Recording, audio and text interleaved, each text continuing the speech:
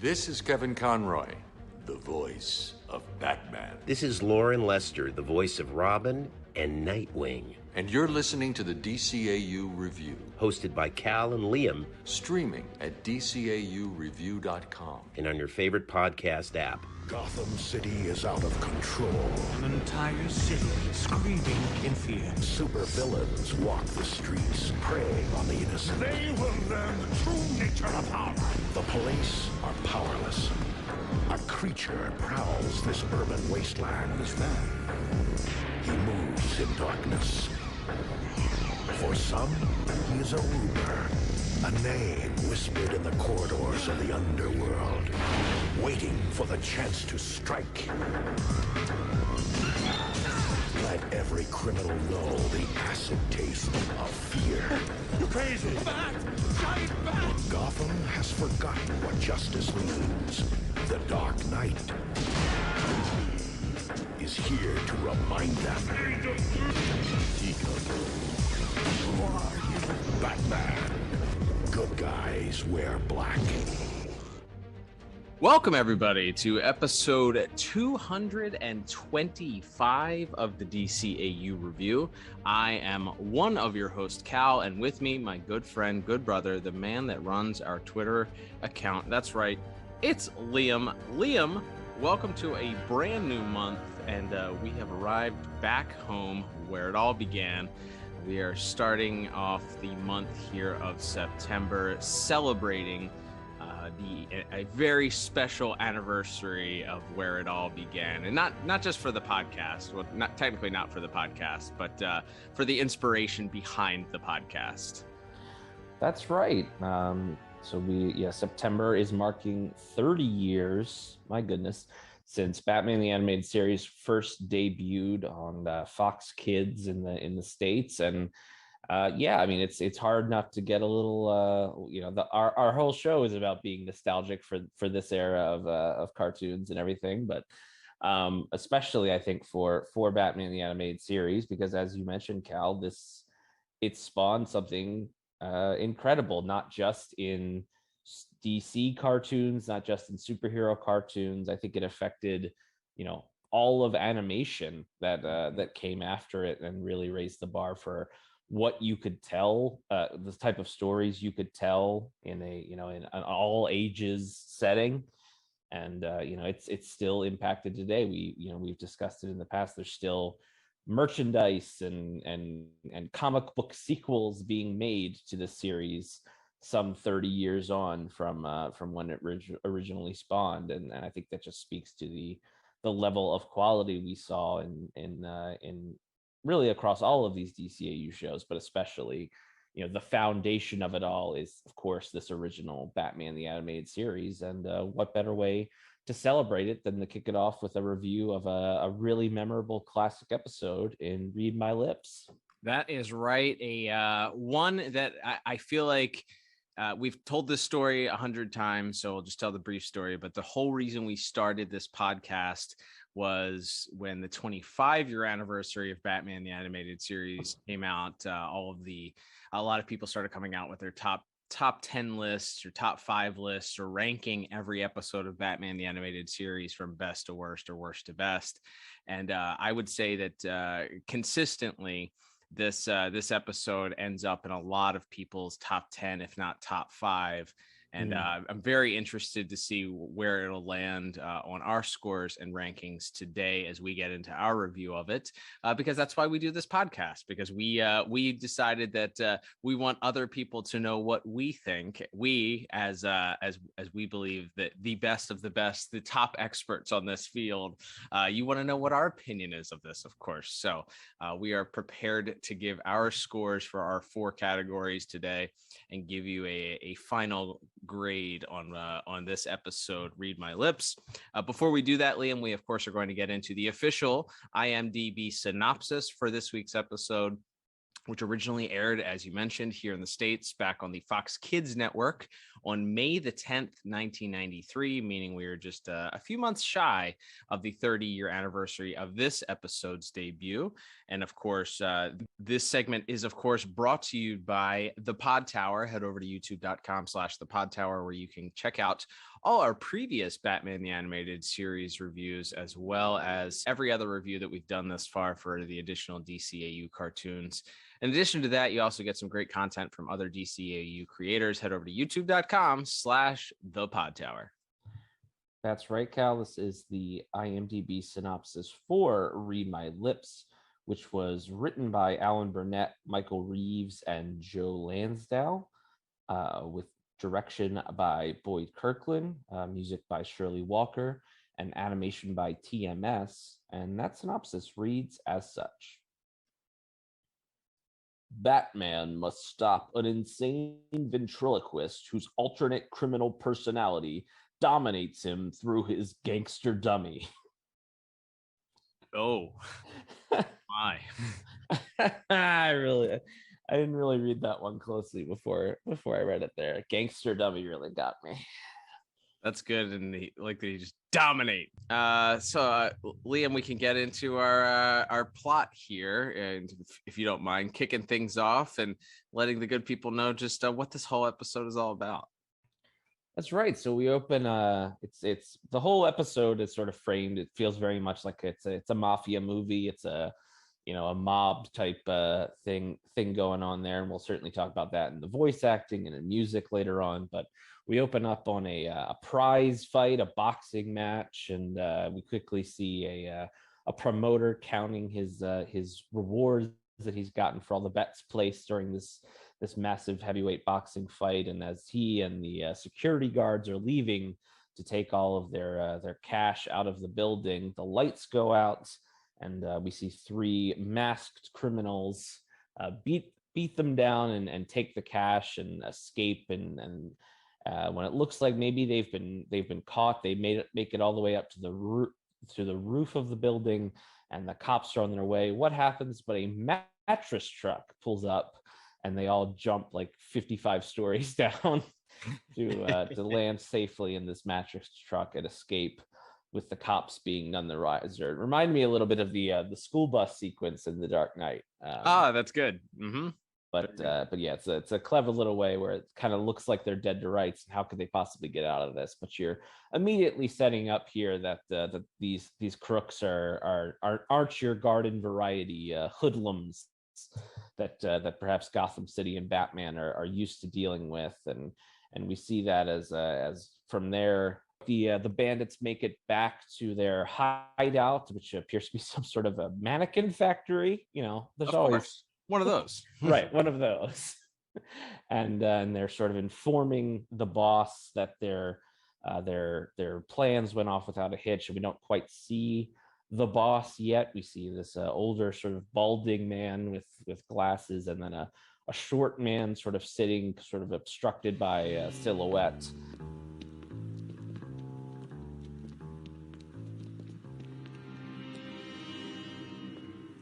It went down smooth, Scarface, just like you said.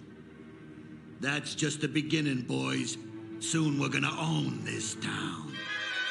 It's clear that these criminals are no dummies, so to speak, as they're and we have that illustrated by a series of the classic spinning newspaper gag, where we get different headlines from the Gotham Times telling us that this crime spree is going off without a hitch, and the police are baffled, and it seems to be planned out very well. And so from there we see Gordon in his office sort of puzzling over how to stop them, and as Batman appears and they begin to discuss the case, Gordon lets Batman know that they were able to catch a brief video glimpse of the three masked thugs, but that because they're so quick and it's only a few seconds of footage, that they haven't really been able to find anything. So Batman takes it upon himself to take the tape from Gordon and heads off to the Batcave, where he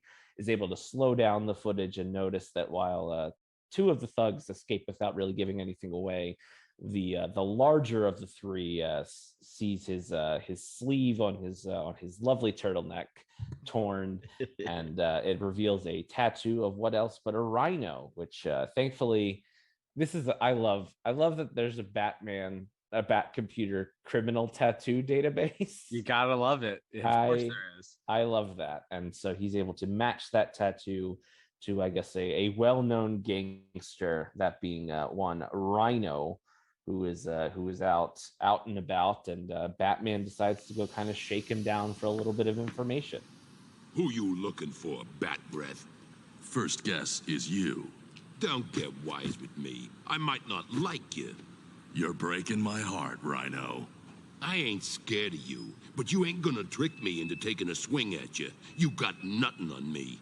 You seem to have me confused with the police, Rhino. I want information, and I'll get it any way I please. Who's your boss? You want information? Watch the news.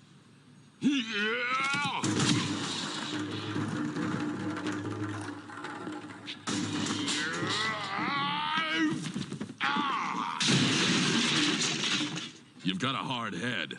How about using it for something other than a blunt object?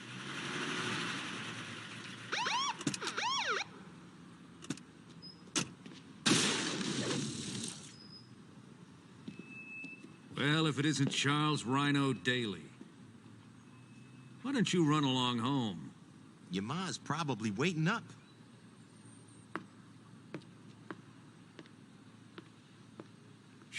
Guy like that, I'm not so sure a bullet would stop him. Hey, I'm not so sure a tank would stop him. That's right. So we get the interrogation as Batman is able to match that tattoo, as you mentioned, to one Charles Rhino Daly, which Batman's kind enough to refer to him only by his gangster name, which is Rhino, which you gotta love. But Batman comes upon Rhino and begins a shakedown and attempt to get information. Rhino is at first not willing to engage not only in physical fight of any kind, but also refuses to give up any information. Batman sort of goads him into a physical altercation, which just makes Rhino look slow and sort of awkward as he trips over himself and lands in the garbage. Batman is still attempting to get the information out of him when the police happen to roll by, and we get a little bit of exposition from these cops as Batman swings away, explaining that they fear Rhino because they're not even sure a bullet or a tank could stop him. So we get a little bit of groundwork laid there for just how powerful this guy is. He's very much a Wilson Fisk-esque type character, a big hulking man that seems to be not quite superhuman in strength, but certainly is able to withstand a little bit more than your prototypical gangster would. And he's certainly large in stature. Batman is he's sort of towering over Batman during this brief interrogation that they have. But we learn very quickly that Rhino is maybe a little bit of a softie as he heads back to the lair and is quite upset and demanding that this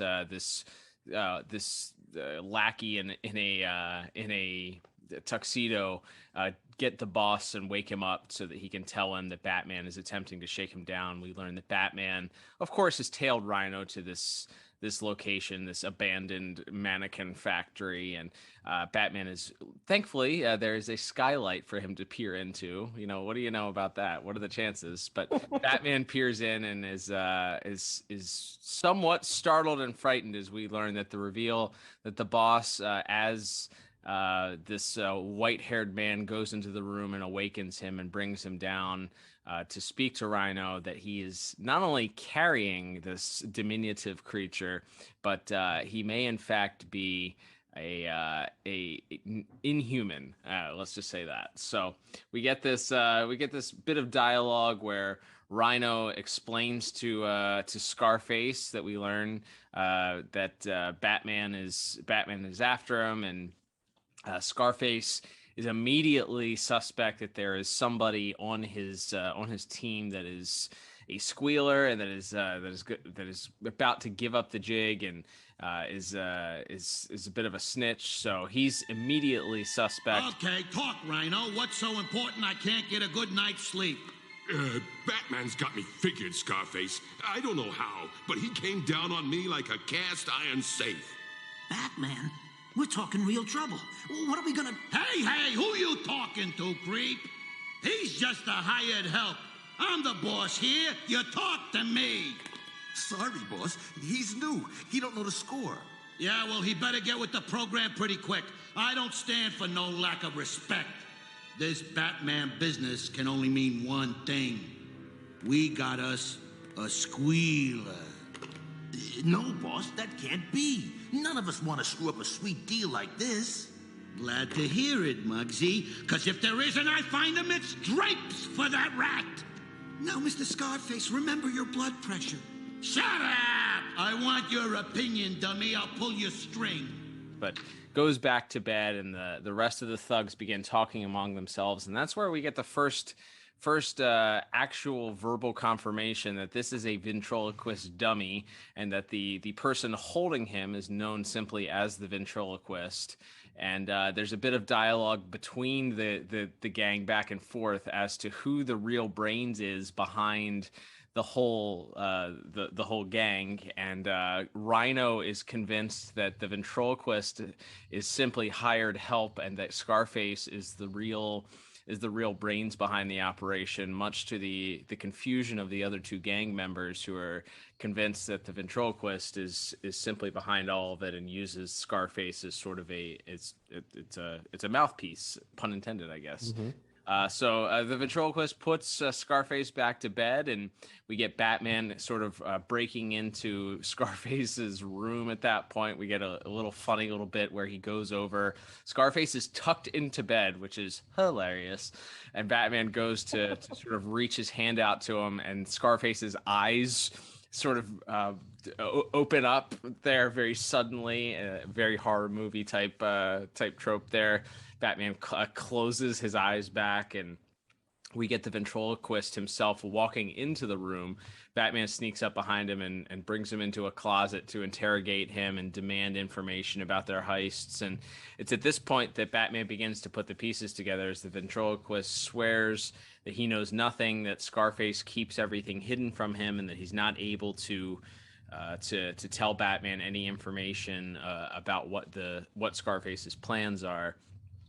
At this point, we hear Scarface's voice in the distance wake up and begin shouting things at the ventriloquist, and Batman allows the ventriloquist to go, but places a bug on the ventriloquist's bow tie.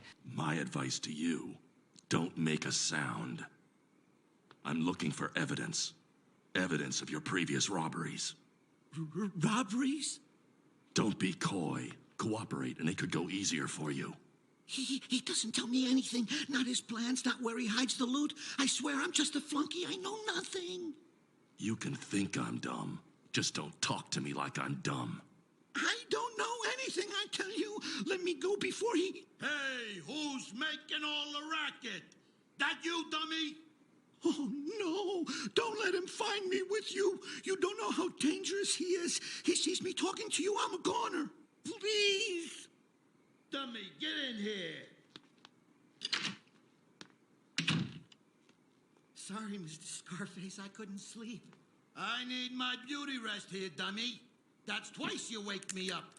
Do it again, you're gonna be wearing a pine overcoat, get me? And it's at this point that Batman has kind of set up for the finale here. Is he does go home and back to the Batcave, and we get some further exposition and explanation of multiple personality disorder, and we learn that the ventriloquist and Scarface are two different personalities existing in the same body. And we get some dialogue between Batman and Alfred as he compares the two voices that he's hearing through the bug that he's placed on the ventriloquist tie.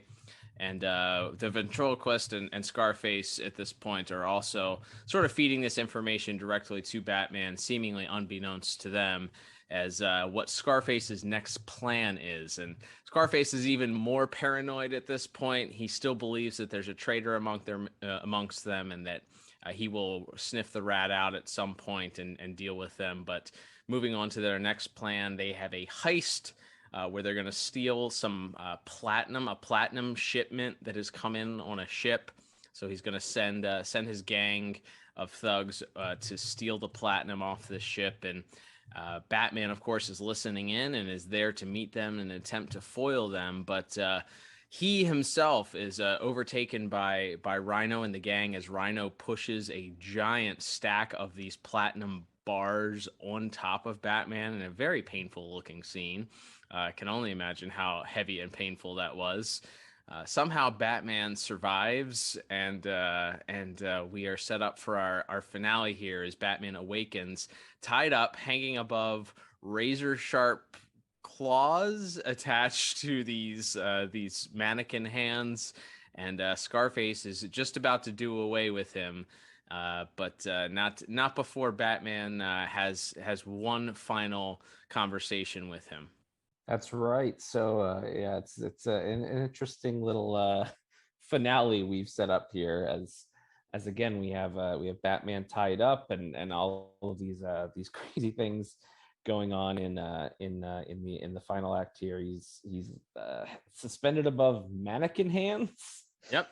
Which is just beautiful. Just again, what a weird thing that could only exist in Gotham City. Just a bunch of sharp mannequin hands waiting to skewer Batman. I want to know what the setup process, like, was this already set up at some point? Like Scarface knew that if he had an enemy that he needed to kill, that this was going to be what he did.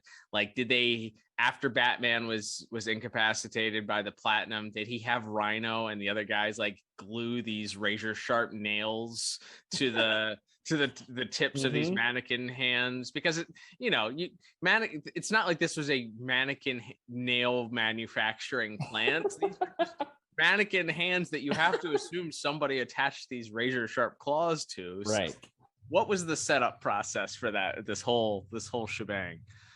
Yeah, definitely something that would be again. We've already talked about there needs to be like an episode where we learn about these villain like accountants. Right. Because like Two-Face had a credit card in an episode that was made out to Two-Face. Yep. We also need like the villain architect who's just designing these hideouts and death traps for all of them. So, but yes, as Batman kind of comes to, and then Scarface is sort of threatening him and telling him that he's gonna let him go. Batman, who of course had been listening in on Scarface and ventriloquist conversations, knows that Scarface believes that there must be a rat in his gang, and that someone must have been feeding Batman intel. And so Batman decides that he'll sort of play along with that theory, and in fact figures none other than the ventriloquist himself as the rat in Scarface's gang, and of course that then leads to Scarface turning his gun on Arnold, on the ventriloquist himself. Hold it! This is getting old, Bats. Last chance. Who's the traitor? Him, the ventriloquist. No, he's lying. I told you when he came into my room. So what? Maybe you did because I had you cornered. Heard you talking to Batman. Shut up, you blockhead. What did you say? It wasn't me. I didn't say that. My lips didn't move. So what? You're a ventriloquist. You're also a lying, yellow, liver-bellied, two-faced. No, Scarface, not me. I'm loyal. I'd never. He's been feeding me information in return for legal protection. You're going up the river, Sawdust, for brains? Why, I oughta waste the four-flusher. We forgot to mention, by the way, Batman in his exposition to Alfred about the multiple personality disorder throws out this interesting factoid that references, you gotta love it, it's a callback to the Zatanna episode, as he mentioned studying under Zatara, but happens to mention that Zatara taught him how to be a ventriloquist and changing your voice and throwing it, which is just a little bit of a breadcrumb for what was going to happen in this scene. No other reason other than for this to happen in this moment, and for this goofy little bit to happen. But yeah, Batman also confirmed to be a talented ventriloquist, along with being the world's greatest detective. That's right. So it leads to a final act there, as Batman sort of accuses the ventriloquist of being the rat, and Scarface at first tries to get his gang to shoot the ventriloquist, but of course none of them want to do it because they're aware of what's going on here. And and then, as you mentioned, Batman begins to throw his voice and make himself sound like Arnold, and sort of insult Scarface to sort of enrage him even more, which leads to, and we'll probably talk about this again in voice acting, but maybe the best line of the whole episode, which is when Arnold protests by saying, "I didn't say that, my lips didn't move," and Scarface shouts, "So what? You're a ventriloquist." It's incredible. So yes, that leads to as Arnold is about to apparently, for all intents and purposes, commit suicide here, as Scarface has his own little Tommy gun. He's prepared to turn on Arnold. A batarang comes flying in as Batman has freed himself and just tears off Scarface's hands. And then we get Batman sort of taking out the other gang members and then finally coming face to face with Rhino one more time. And after once again, it's made clear that Batman's really not a physical match for this guy at all. He's able to sort of trick him and use some leverage to get him to sort of headbutt a big metal bookcase or shelving unit, and it falls on him. So now it's just down seemingly to Batman and Scarface. But as Muggsy, one of the other thugs, grabs a gun and begins to fire at Batman, Batman runs and dives behind a little countertop or something. And unfortunately, as this does establish the precedent, this episode, like every other appearance that he will have for the rest of the series, Scarface is just horribly dismembered with bullets from this, and it sort of leads to Arnold having a pretty dramatic breakdown as he's weeping and crying as we just look at this completely bullet riddled puppet.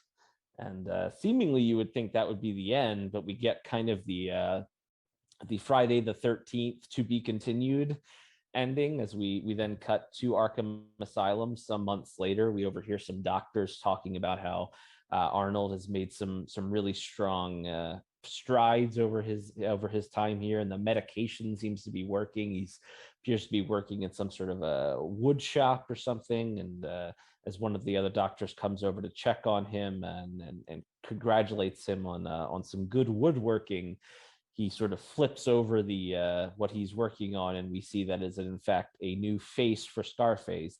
And just to in case there was any doubt of what this puppet head was supposed to be, we see him stab the little X-Acto knife into the wood, and he begins to create the scar for the marionette's face. So that's we get our the serial killer, the villains coming back in a future episode for sure. So that's sort of where we wrap it up there.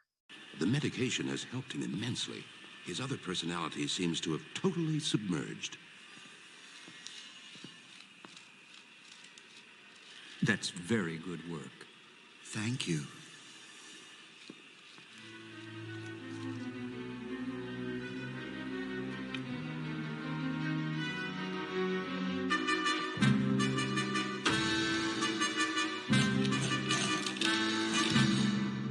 Yep, yeah, it's a fitting ending to the episode. Very they took advantage of the fact that they could do some pretty brutal stuff in this episode as before, and the way to end the episode with him literally stabbing this wooden face and drawing it, just slowly dragging the knife down, was a very fitting end to that. Sort of bookended some of the violence that we saw in this episode. But Liam, I guess it's time to talk about our scores for the episode. This is another one of those classic Batman the Animated Series episodes. I think that on this rewatch, it's a pretty good indicator of why this episode tends to be on so many people's top lists. It's a great story from beginning to end. You do get a little bit of intrigue at the start. I love that they don't you don't reveal Scarface right away as a puppet. If you're a Batman fan, or if you were a Batman fan going into the episode, you know what the reveal is going to be, but also remembering that this is a children's cartoon. So for the child, the first time to not put two and two together and realize that this initial scene where this guy is barking orders and being demonstrative to this whole group, and then to have it revealed in two scenes later that he's this little puppet first of all, it's like dark humored hilarious when you think about it, that like this guy that's barking orders and running roughshod over Gotham with this gang, and barking orders at these and talking down to these people in such a mean way is actually just a puppet, is super dark humor that's hilarious. But then to have the reveal be a puppet behind everything also, it's like, wait, what are we dealing with here? It's a guy with a puppet. That's the villain. But then of course all the jokes that go on throughout, that that this guy has two split personality disorders. So he's talking to himself and he's threatening to kill himself, and he's talking to himself like he calls himself an idiot, and all of this stuff, like all of the jokes that they play off in that make it really, really, really fun. We'll talk about the voice performances later. That adds a layer to it. The music adds another layer to it. But I feel like from start to finish, I love that you kick things off with a kind of a classic heist movie. A lot of the gadgets that they use in that first scene as they sort of are climbing out of the ventilation shaft, and then they jumping off the roof into the truck with the mattresses, as you mentioned at the start, is a great little bit. I think Batman doing detective work. We get Batman doing plenty of detective work here. Less physical stuff in this episode for Batman. Some interrogation, some detective work, and then but still having some physical altercations with a man beast that's larger than he is, that he has to figure out how to outsmart because he can't take him on with his fists. I loved that. I love Batman outsmarting Scarface at the end. And even though this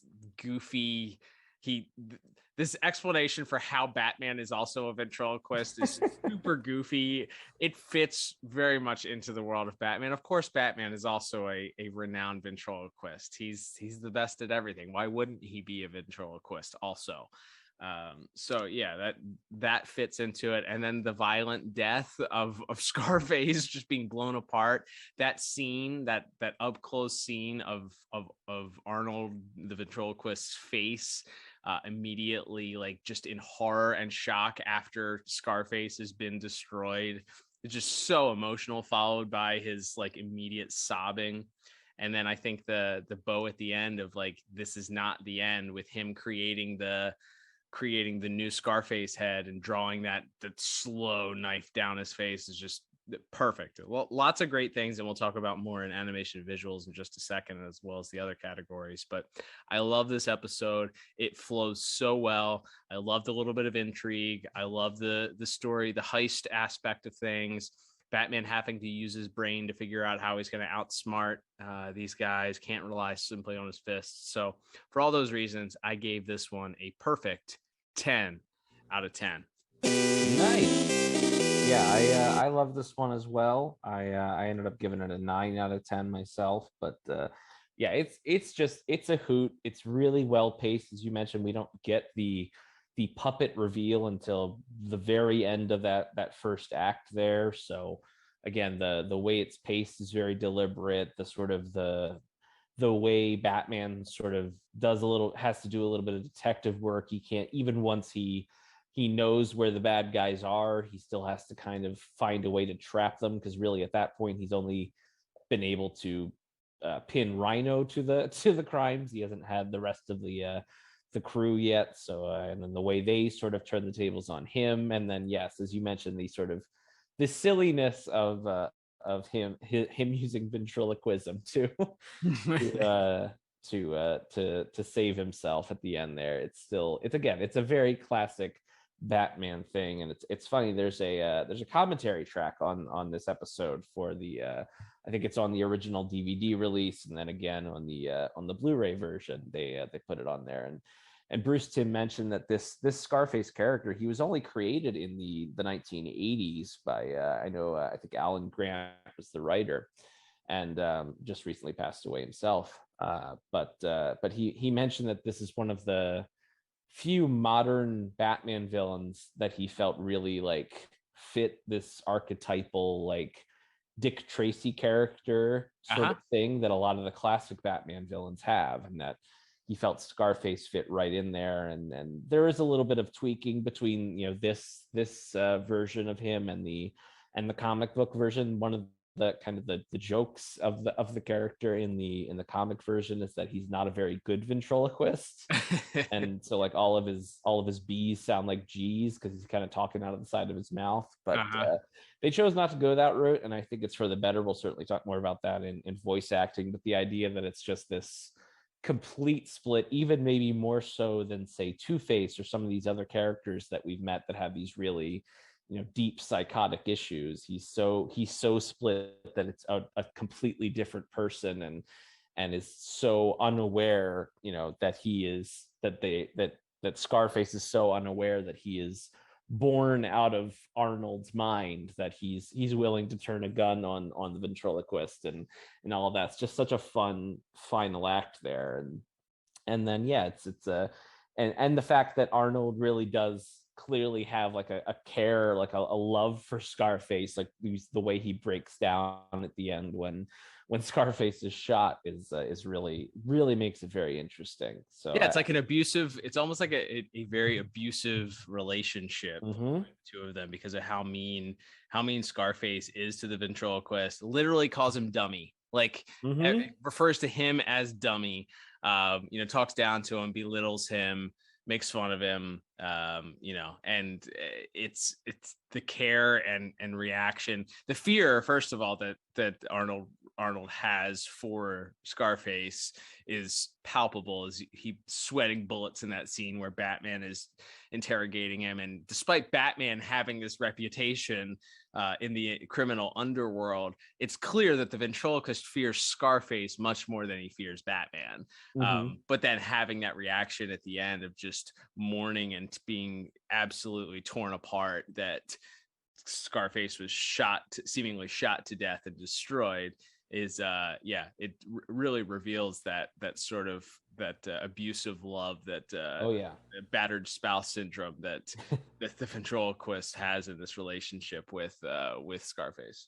Yeah, and I love the way that the individual thugs in his gang sort of react to him, where you have like Rhino only talks to the puppet, like he only listens to Scarface and talks to him like he's his own person, whereas, you know, Muggsy's kind of the same way. And then you have I think Rat, the one with the big teeth is named Ratso, and he's the newer members of the gang are maybe a little bit more suspicious of this idea that Scarface is really his own separate person. But so just the way the gang all interact, some of the dialogue, again, we'll cover more in voice acting, but yeah, it's just a really quirky and fun story, and I think the just a blast, and again just fits so well into this already incredible rogues gallery that we'd established in the series to this point. Absolutely. All right, and let's move on to our next category, which will be animation and visuals, of course. So you mentioned at the top. So interestingly enough, I think you have a factoid about the animation studio that's responsible for this episode here. We have it credited, I believe, as a TMS show, but there was some conjecture, I think you mentioned before we started recording, on the vocal track, or the accompanying track for this episode, that there was some debate as to whether or not Bruce Timm believed this was an actual TMS show or not. Yeah, he said it looked to him like a Coco show, which I mean, usually we can look at it from how Batman looks in the episode is usually the best key for who's responsible for the animation. And it's sort of it's like a hybrid look. I thought it was a Sunrise show, because Batman, it's not the real long swooped back ears with the super droopy nose on the cowl, so it has more of like the normal square jaw, but he has the real tiny bat symbol for most of this. Yeah. And I don't know if that's more, I don't know if that comes down to who storyboarded it or in that case or not, or if I know generally these a lot of these animation studios would farm out some of the work. There's no indication that there was any other studios that worked on it, but it is credited in the credits and everywhere online that I saw, as well as the credits on the Blu-ray as a TMS episode. And there is some on a technical level, even though maybe the Batman's model isn't adhered to quite as strictly as some other TMS episodes. I do think there's some incredible like stuff on a technical level. One of which being, and there's, as mentioned, there's a commentary track, and Boyd Kirkland, the director, spoke about how difficult slow motion is to pull off in animation. And he specifically mentioned that there's the sequence where Batman's looking at the security footage of Rhino and zooming in on the tattoo, and it's sort of this very slow. He said it's very hard to keep the lines from jiggling, so to speak, and make it look like a fluid motion when you're trying to replicate slow motion on an animated episode like this. And he was really impressed with how well TMS pulled that off. So I think there's some really nice stuff on a technical level. Some of the perspective shots of like when the gang is on the roof at the start of the episode, and you get like the peer over the roof to look down and see how far it is to the street, and then them jumping off the roof to the mattress truck.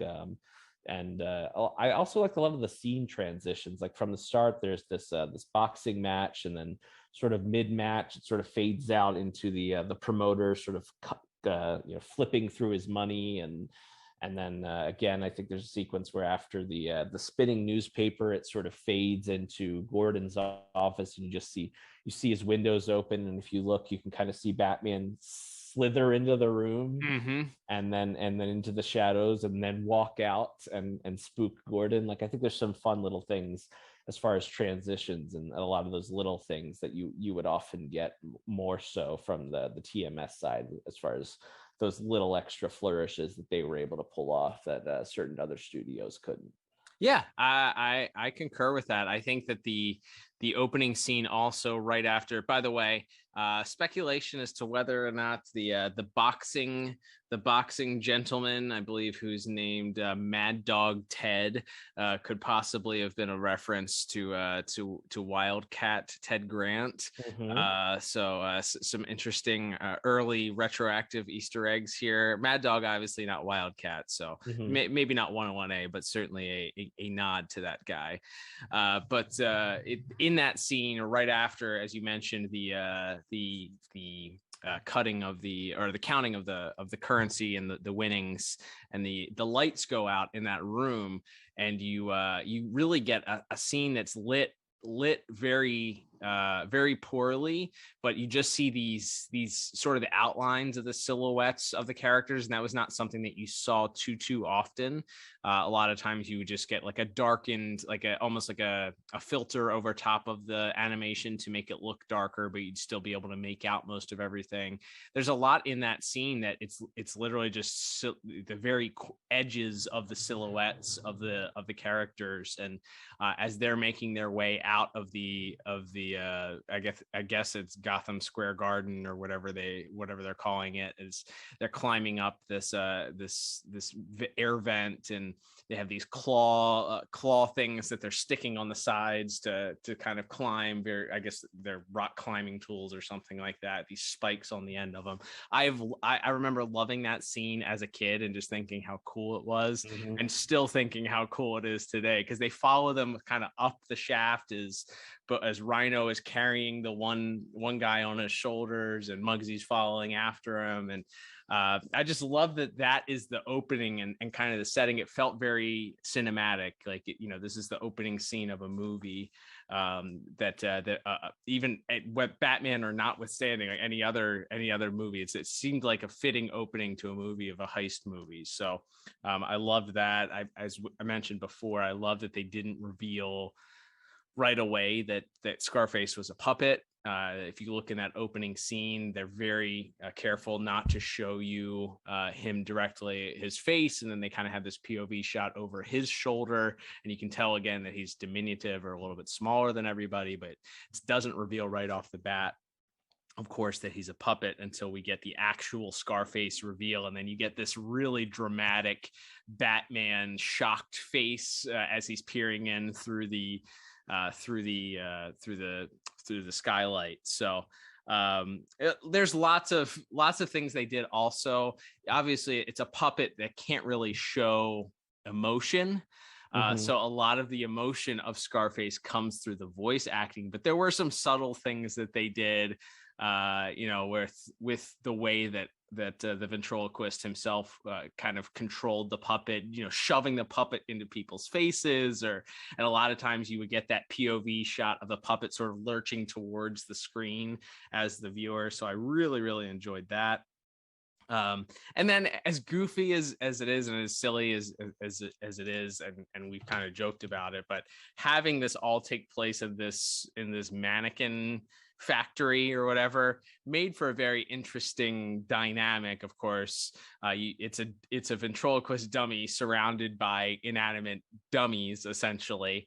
So it adds to the theme of the episode. But then even in that final fight, you have Batman and Rhino kind of going in after each other, and Rhino charging after Batman and missing him and landing like in a pile of mannequins, and him standing up and having these mannequins draped over him. He then rips like one of the mannequins' arms or legs off and attempts to so you get this very violent visual of this Rhino character ripping a leg off and then trying to attack Batman with his dismembered leg. Again, you couldn't do that with a real human being in the show, but I love that they took advantage of the fact that, hey, we're gonna throw in some very interesting violent visuals here because we can. And then, as we already mentioned, the ventriloquist's reaction, they get this really up close, like terrified, shocked, screaming face, accompanied with this great score that we'll talk about in just a moment here, and then we get this pan out of him just holding Scarface's lifeless, bullet riddled body and just tearing up as they kind of pan backwards, and Batman is just standing there over him. Just a very emotional shot, and then coupled with this last shot of him driving the knife into the Scarface face to drive it down. And even before that, there's one of the attendees at Arkham Asylum comes up to Arnold and is like, "Very good, Arnold. That's good work." And you kind of get Arnold saying thank you, and he's very calm. And then he kind of turns back to the dummy, and you see his face shift a little bit into the distort just the slightest little bit, kind of giving you a heads up about what's to come. So it's the little things like that we appreciate. And as you mentioned at the top of the episode, this is another one of those things that you can look at and say, man, this is why people come back to this show over and over again and say, man, this really revolutionized animation going forward, and was revolutionary at the time for what it was, and set the bar going forward for what you could show, what stories you could tell, what you could do, what visuals you could even do. There is some physical violence in this episode. Batman throws some punches and punch, attempting to get Rhino to take Rhino down. So you do even see some violence in an era where that wasn't the norm. So for all those reasons, I thought this is a really, really strong episode, Liam. I ended up giving animation visuals a 9 out of 10. What about you? Yeah, I went just one tick lower. I went 8 out of 10. I think there's some really great stuff. You've covered a lot of it there. The other one that stuck out that they mentioned on the commentary track was that in that first sequence where Batman's sort of interrogating Rhino, and they're in this alley, and you get the steam sort of shooting up from the sewer grates. And in fact, at one point, you're sort of behind Rhino, and then steam sort of shoots up in front of the camera. And then when it comes back down, you see Batman has sort of appeared in front of Rhino. I think that's a really neat shot. And then they talked about how the way the episode was storyboarded and the way it was animated. They especially in that sequence, they wanted to sort of make sure in every shot, if you're looking at Batman, he's sort of looking up at Rhino, and then when you look at Rhino, you sort of see him looking down at Batman. You really get that perspective of just how sort of huge and hulking Rhino is supposed to be, because again, as we talked about, they're sort of building to this final confrontation that they have in the third act. So even here, even though there's not real physicality, there's a little bit of, he kind of takes a swing at Batman and Batman trips him, but even here, just sort of setting up the physical difference between Batman and Rhino there, which is then compounded with Rhino kind of doing a very as we mentioned, he's very much in the vein of like a Kingpin or a Rhino, if you want to just use the direct correlation there, as he sort of shoulders the big pallet of platinum ingots and drops them on Batman, and then finally you set up the actual hand-to-hand fight in that third act that you talked about. And yeah, so I love the visual language they kind of gave Rhino and Batman's interactions throughout this whole episode. I think it's a really neat touch, and it's a way of really kind of building, rather than just having them. You could just say, hey, he's a big guy, and the third act Batman throws these punches and he kind of laughs them off, and that's enough of a setup for how powerful he is. But having those extra little, that first interaction again where they mostly are just talking, and then that second interaction where Rhino just darn near kills him with the silver or the platinum ingots, and then all leading to that final confrontation. I think the visual language of all of Batman's interactions with Rhino is really well done. Absolutely. Yeah, there's a lot to enjoy in this episode, and certainly we may have missed a highlight or two. So don't forget, if you've watched this episode this week or recently, or remember it perhaps from our past viewing, tweet us at DCAU Review with your thoughts and anything we may have missed. Liam, let's continue in our categories here. Our next one, of course, is going to be our music, and boy howdy, what an incredible soundtrack to kick things off right as we didn't even talk about the title card, but a classic title card that we have here, a stunning visual of a wood block with a knife next to it, and we get the "read my lips" text come across the screen. We have an instant classic, I would dub this soundtrack, kicking things off here, and it's different than almost anything else you hear in the rest of the series, yet it feels like it fits in with everything else that we hear, because it's a unique character that sets up what the rest of the episode is going to feel like, and sets up so much of the atmosphere of the episode. I mean, we're going to get in here and talk about it, but I could just give you my score right now. This is a masterpiece of a soundtrack, in my opinion. Oh, it's fantastic. You got, obviously there's sort of, again, we talked about it, sort of a mafia movie for crammed into 22 minutes in this cartoon. And so you have that very jazzy, it's very snare drum focused in the percussion. It's very, you got a lot of the strings and the horns, but then I think what's interesting to me, and they talk about this a little bit in the commentary track, because when it was recorded, Miss Walker was thankfully still alive, and she got to share a little bit of her process with it. But she talked about how you have that jazzy side of things for the for the gangster, for the heists and everything. But then there's also, like, when you come down to that reveal of Scarface at the end of the first act, it almost becomes like a Hitchcock horror movie with these real shrill strings that come in when you get that big reveal, and then you pair that with the visual of Batman having this completely over the top reaction to him seeing that it's a puppet. That's just fantastic, the way they kind of, you have that overarching jazzy gangster theme that sort of goes throughout the whole thing, but then you also have the sort of the shrill strings that they bring in for some of the more dramatic tension building stuff. And you got the reliance on the hi-hat for that classic jazz sound that kicks in, and you get the bass, the stand-up bass coming in with the rhythm in the background. It's an instantly memorable, hummable theme, which is what we love about those original Batman the Animated Series episodes is so much love and so much thought was put into those themes, and so much freedom was given to Shirley Walker and the other artists that were responsible for these compositions. This is one that I think even growing up, you knew when that title card came on and you heard that first note exactly what you were gonna like. It just floods back all of the memories of that episode. Those notes are tied to specific beats of the episode.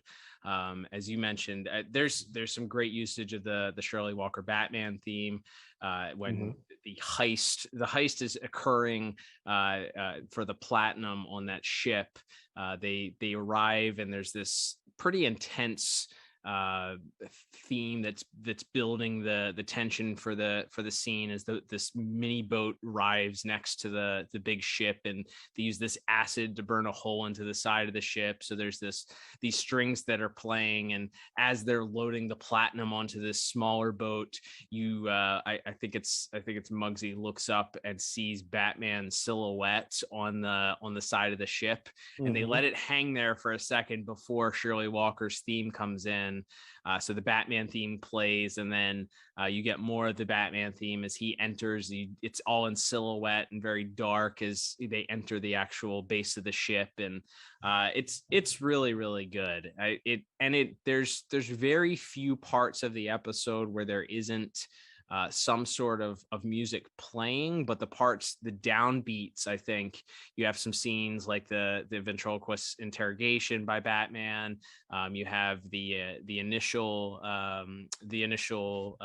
review of the video footage in the Bat Cave. Of course, there's as typically there's no music for scenes in the Bat Cave, but that allows those other scenes where the music really kicks off. And you have when Rhino and Batman first have their interaction, where Rhino decides to make it physical to try and go after him. The theme kicks in, and then again at the end, where Batman and Rhino kind of have this final showdown, the theme really kicks in at that point, right before Batman and him kind of go after each other. So it's a home run. I think it well worth checking out. Go over to YouTube or your favorite music streaming service and look up the soundtrack for this episode. The horns and the snare drum and the hi-hat and all of that with the stand-up bass. It's just a classic jazz piece that really adds to the episode and creating an incredible atmosphere. I had no choice, Liam, but to give this one a perfect 10 out of 10. Yeah, on that one we agree wholeheartely there. Yeah, 10 out of 10 for me as well. I just think it's so fun.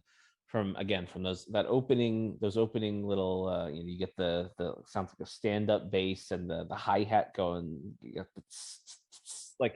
it's just so archetypal, and it just kind of eases you in. And then again, you bring in the more grand, the big band, the strings and the horns and all of that as the action picks up. But yeah, just fantastic from start to finish. And then my one other musical note, which they mention on the commentary track, is when they do the spinning newspaper gag. That is a not unintentional homage to a little bit of the music that you would hear on the old Adam West Batman show. So love that. Yeah, and it fits right in with that as well. Love that. Yep. Yeah. And I will mention also that I just remembered the theme that they're playing when they're loading or unloading the platinum comes back later on in just a scene or two later, when Scarface begins to look around and try and figure out who the traitor is, when Batman is sort of goading him into believing that so that theme comes back at that point. And so you have it's just an interesting dynamic between this sort of light jazzy, but it's a heist movie theme or a mob movie theme with this, like you said, that intense sort of the intensity is rising, the pressure is rising theme that we get that, as you mentioned, has Hitchcock-ian roots, and really, really good. So yep, not surprising that both of us gave this a perfect score for music. All right, Liam. Well, that will move us to our final category of the day, which is going to be voice acting. Not a large cast for this week, but a couple of familiar voices that we've talked about in other roles in the DCAU here with their first roles. So excited to get into this week's voice cast. Absolutely, Cal. We have some notable guest stars here. We have Joe Piscopo, who folks would know from some of the early seasons of SNL, playing Muggsy. And we have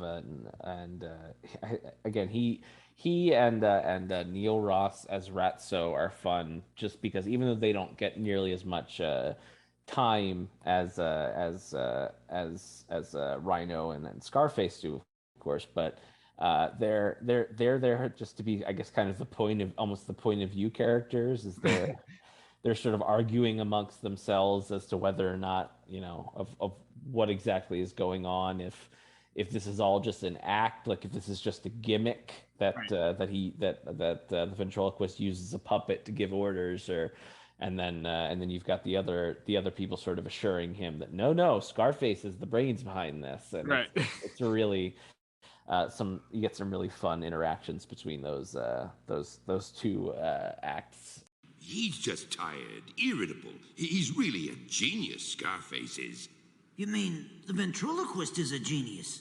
Nah, like Scarface said, he's just hired help. Scarface, he's the real brains.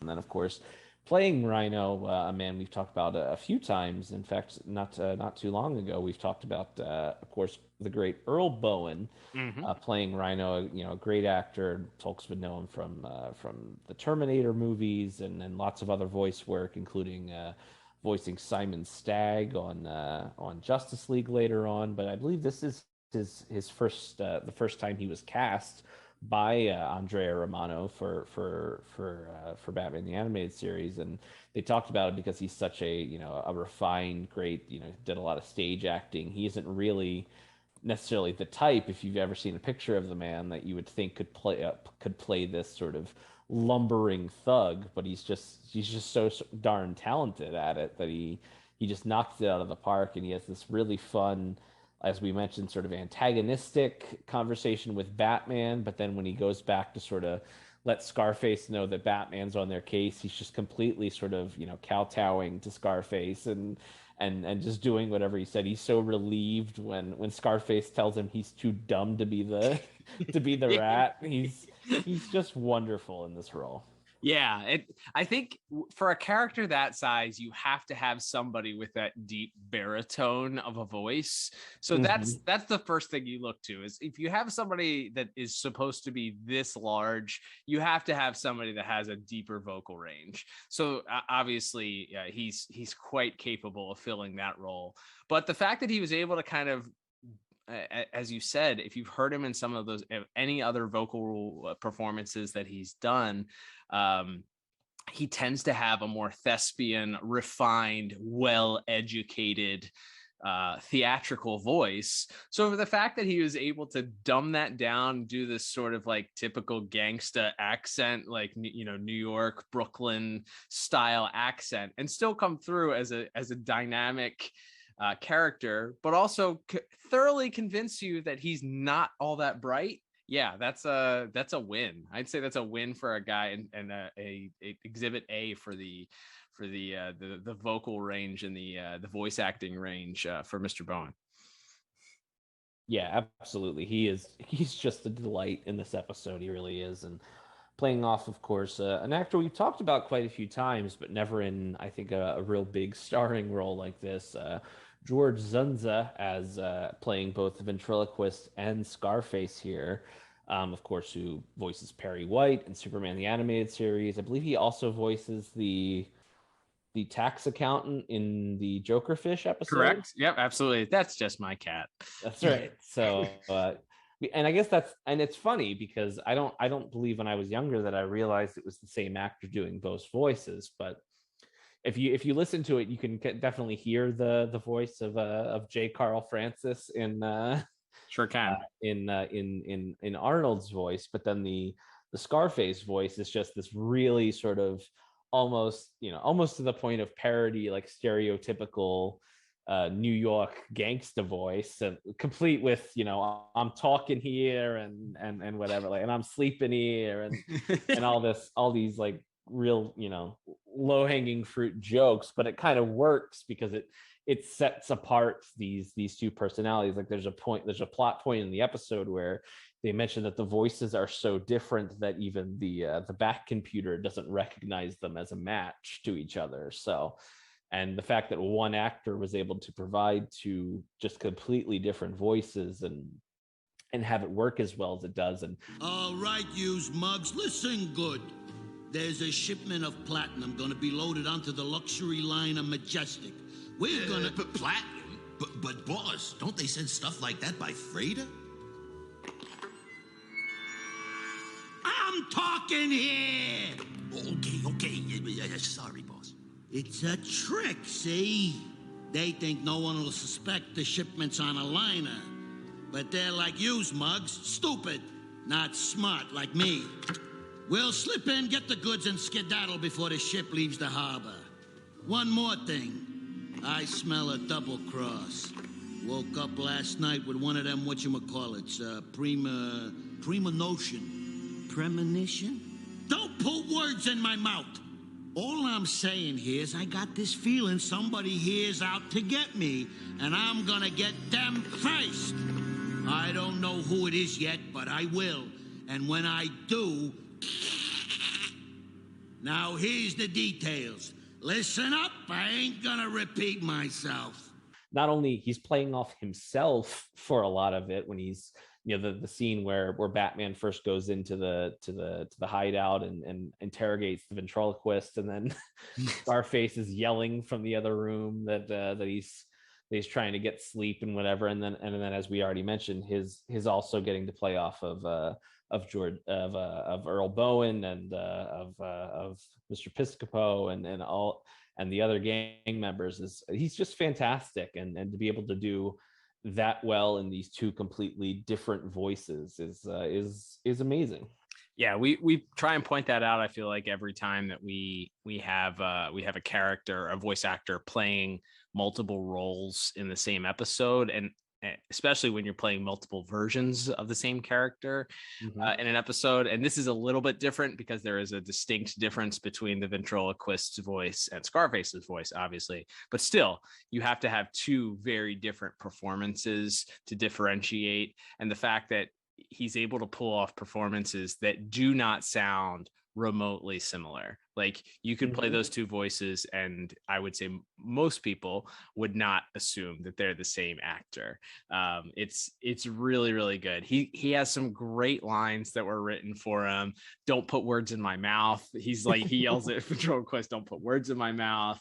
I love the ventriloquist concern, and we talked about this sort of battered spouse syndrome relationship that they have, and he like yells into the room when Scarface is getting real riled up, like, sir, remember your blood pressure. Like, there are no shortage of jokes that just, if you're a kid, they go right over your head, but as an adult, you're just like, that is hilarious. That makes so much sense. You get, as you mentioned, the whole bit at the end where Batman is doing the ventriloquist's voice to try and convince Scarface that he's the one that's the rat, and the ventriloquist swearing that he didn't say, that his lips didn't move, and Scarface saying, you know, you're a ventriloquist, so what? You know, there's a lot of good one-liners, as you said. Who you talking to, creep? So there's a lot of puns also that are worked in there. You know, I love that he talks in sort of a stereotypical gangster voice. Also, at one point, as he's detailing to his to the gang what the plans are, and still very, very suspicious over who this purported traitor could be.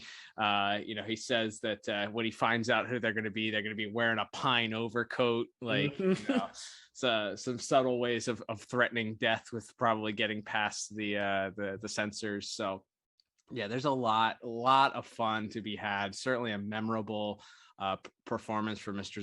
Zunza, and certainly a one for the record books here, because it's a really strong one that set the tone for this character. Again, as you mentioned, it's not as if they had much to go off of history-wise for a performance to sort of match up or to go off of for this character being such a new creation at the time of the animated series coming on TV. So him setting the standard here for what would be the voice going forward is really, really great. And his sort of timid, understated wimp of a character as the ventriloquist is also I think equally strong and set the precedent for what that character would sound like going forward. That's right. And I think another recurring bit other than him getting horribly dismembered is the I'm hit boys line.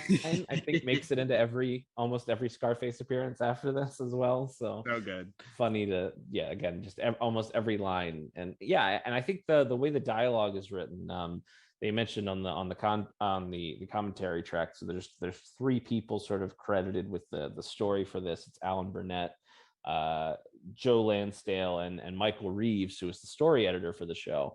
And Mr. Reeves mentioned that Lansdale was like a crime novelist, and then I guess he had done a Batman novel at some point. So they brought him in to do this story. And I think you really feel like, even though it's a silly superhero story with a man dressed up like a bat and a puppet as the villain, it like a lot of the line, I think especially that Batman Rhino confrontation, like it feels like it's lines out of The Untouchables or Goodfellas or something. And we'll get to that as we get to our I guess our main cast voice actors. We have of course briefly we have Ephraim Zimbalist Jr. as Alfred and Bob Hastings as Commissioner Gordon.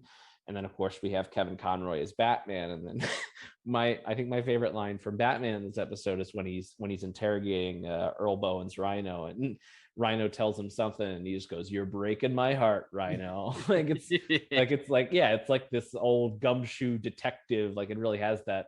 I mean, the whole series has that sort of film noir 1930s feel to it, but some of the dialogue here and the way it's delivered and the way it's written is really. I think really leans into that, maybe harder than any other episode we've done to this point. Agreed. Yeah, it's more. I think it's more of an understated. There's not as much that's required of him. As we said, there's that whole scene with him and Ephraim Zimbalist Jr. #myAlfred with the exposition, and they have a cute little back and forth. And Ephraim Zimbalist Jr. even gets to deliver a funny line where he says, "You've had your share of odd opponents, sir, but this one does take the biscuit." Alfred with his own commentary track there. So there's not a lot asked of Kevin Conroy for the majority of the episode. It's a lot of exposition and explaining of multiple personality disorder, his brief interrogation with Mr. Bowen's Rhino. I think in that scene is pretty good. I love their back and forth. It's almost as if Batman is just world weary and just doesn't have the time. He's just give him the information, Rhino. And I do love a very memorable line where he pokes Rhino in the chest and "Who's your boss?" A classically delivered line. But then I think the part where he gets to shine really is the part at the end where he's tricking Scarface into believing that there is this traitor amongst him and having some fun at doing it, not really at all fearing that he's going to be dropped or on these razor sharp claws. So yeah, it's a good performance, a solid one from him. Not as much I feel like asked from maybe a typical episode, but we talked about it before. A lot of the best episodes, Batman will take a back seat and there isn't as much asked for him, but the parts where Mr. Conroy does have to come through and share some of the story or fill in some of the blanks, I think he does unsurprisingly a really good job. Absolutely. And yeah, I think for the strength of our guest cast alone, I felt like I really had no choice but to give this one a perfect 10 out of 10. Yep, I am right there with you. Also the same here, a perfect 10 out of 10. I think Mr. Zunza alone, his performance performance would put it into that category. But then you bring in Earl Bowen, you bring in Mr. Piscopo and Neil Ross and their minor roles, and really it's the George Zunza show, though. Let's be honest here. It's his episode to carry, and he does the lion's share and is able to do so with two different very distinct voices, as we mentioned, and did so extremely effectively. So unsurprisingly, top scores from both of us here. Absolutely. All right, Liam. Well, speaking of scores, I believe it is time to total up our scores here at the end. And totaling everything up with the amount of perfect scores I gave today, I am just 1 point shy of a perfect score, ending up with a 39 out of 40, which is still rarefied air when it comes to the episodes we've had here. 39s and 40 out of 40s are a rare thing here. So it tells you a lot about this episode. What about you? Absolutely, and mine is just coming in a couple points shy, but still a very strong 37 out of 40. So I mean, it's probably a foregone conclusion, but as we always do, we'll discuss the rewatchability for this episode. I mean, yeah, this is it's not only is it a classic great episode of the series, you've got great music and fun action, and you've got the first introduction of a villain who comes back several more times, and just great performances across the board. So this is one of the easiest 2 thumbs ups I think we've been able to give to an episode in quite a while. Yeah, no debate here for me. Reoccurring character in the series, comes back again here in Batman the Animated Series, comes back again in the new Batman Adventures, is one of the maybe B tier rogues, but certainly recognizable for all Batman fans. So someone that you would definitely recognize if you are a fan of The Dark Knight and you want to know this story, and it's enjoyable from start to finish. 22 minutes of fun. So many different aspects of the episode are enjoyable and come together to make it a pretty strong, dare I say, masterpiece of an episode. So yeah, 2 thumbs up. No argument here. Absolutely. All right, Liam. Well, that will begin to wrap us up for this week. Thank you, everybody, for tuning in. Don't forget, we would love your support for the podcast. You can do that a few different ways. Some of the ways that are free, that don't cost you anything to do, leave a review of the podcast, either on Apple Podcasts or Spotify. You can leave 5-star reviews. Apple Podcast even lets you leave a little blurb about what you like about the podcast. That helps us out. So if you have a few moments and would like to do that, that helps us out majorly. It's a free way to help us out. You can also support us by following us on our social media pages at DCAU Review, both on Twitter and Instagram. You can also interact with us on our Twitter page at DCAU Review. Maybe you got a different opinion about this episode. Maybe you agree with us. We'd love to hear your thoughts about this week's episode. Comment on our post on Instagram or tweet at us at DCAU Review. Additionally, if you want to support us a few other ways, you can check out, there's a link at the bottom of our Anchor site. For our Anchor site, if you want to support us monetarily, you can also head over to dcaureview.com and click on the store tab. Through this weekend, if you're listening to this the weekend that it actually drops, through the end of this weekend, we are having a sale at our store. You can go over there. All of our merch is on sale, so you can get 15% off any order. So get yourself a sticker or a shirt or a mug or something if you want to support us. We would greatly appreciate that. Liam, we are continuing here for the rest of the month, as we mentioned at the top of the program, on a Batman the Animated Series month as we continue, which means we will continue in the next episode in production order. Let's talk about what episode we'll be covering next week. That's right. So believe it or not, this first episode order that they got from Fox Kids, which another thing of a bygone era, they got a 65 episode order to kick off Batman the Animated Series, and we have reached the 65th episode. So this is the end of that initial batch of episodes, at least in production order. Wow. And we are, in fact, we will be talking about episode 65 of The Worry Men next week, which I believe involves not only the returning Veronica Vreeland, but also I believe the Mad Hatter will be involved again, a villain we haven't talked about in quite a while. So looking forward to getting back to that to an episode I don't really remember going back to too often, even once the DVDs and stuff came out. So looking forward to covering that one next week. Yeah, spoiler alert, this tends to be on the bottom side of a lot of people's top Batman lists. So not one that's usually favorably remembered by a lot of the fans, but leave it to us to figure out whether we agree with that coming up next week. But until then, I'm Cal. And I'm Liam. And we'll talk to you on the next episode of the DCAU Review. Adios.